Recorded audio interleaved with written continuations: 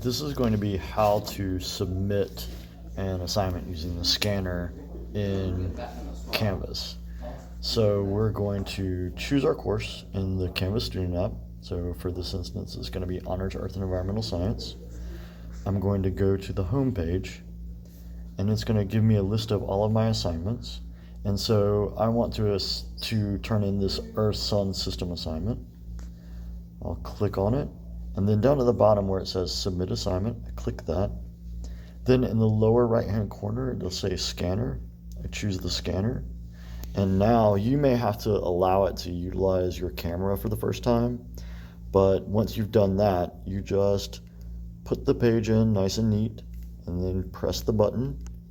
And so here you see that it's got the four corners of the document identified, but sometimes it could be skewed. You just need to move these so that you have just the document that you want to scan in place. And then click the check button. And now it's going to convert the scan. So the color is okay, but if you choose monochrome, it makes it very easy to read. So it makes everything black and white, which is really nice and easy on your teacher's eyes. Then you click Save, and then Submit. And you'll see that it's submitting, and then you see Success. So you'll see that green check that it's been submitted. If you realize you turned the wrong thing in, you can click on Resubmit Assignment.